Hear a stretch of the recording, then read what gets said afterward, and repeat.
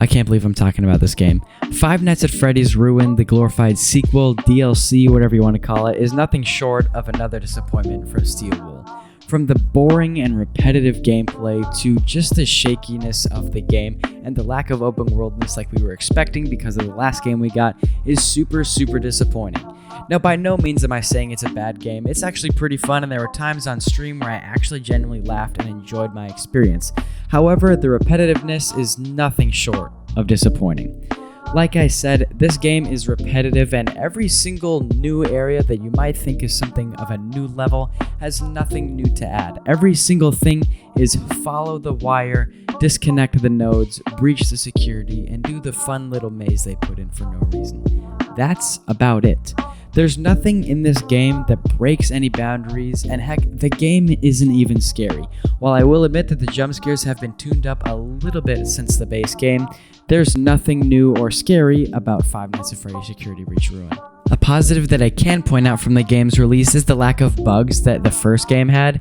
Even though I was playing it on PC and I kind of expected there to be more bugs just because PC versions are usually shakier than console versions, I didn't run into any bugs or anything throughout this whole game. So hats off to them, they finally knew how to release a game that's finished. Apart from that though, the game design is terrible. There's a lot of points in this game where you think you're on the right track but you just forgot to do something, and there's really nothing that the game says to say, hey, go this way. And by no means am I saying that the game is too hard. The game is fairly easy in some points, but there's nothing telling you where you need to go, and even by reading the map a few times, there's not a visible map to see, like to pull up, but there's the map. Even by reading that a few times, it's still impossible to tell exactly where the game wants you to go in some instances, and you end up just wandering around for added time that could have been used to actually spend completing the game. Now, in the game, there are some mechanics that I really did like, specifically the Vanny Mask, allowing you to see a different site of the map and stuff that you wouldn't be able to see if you didn't have it on. That's really cool for about the first half of the game, but once you hit that 2-hour mark, this game takes about 4 hours to complete, you really start to get frustrated with the overall game, not just the mechanics, because everything is repeated and it feels like you're doing the exact same level over and over again. One thing I will say about the game design is that the character design looks really cool. A lot of the characters are a lot scarier, have a little bit more fear to them, instead of like the playful, huggable action figures that we got from the base game. And I already know what you guys are going to comment down below, but SavageSkull, it's a free game. Why are you ragging on a free game?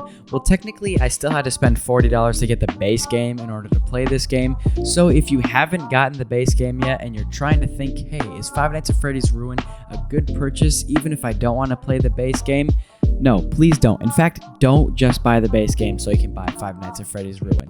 Play Five Nights at Freddy's Ruin if you're a huge fan of the series, you've already beaten the base game, and you have no other games in your catalog that you haven't beaten yet. Sure, maybe give Five Nights at Freddy's Ruin the old install.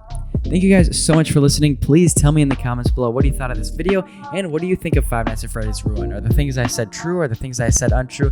Let me know in the comments below. As always, like this video, hit that subscribe button, and I'll see you beautiful people on the flip side. Goodbye, everybody.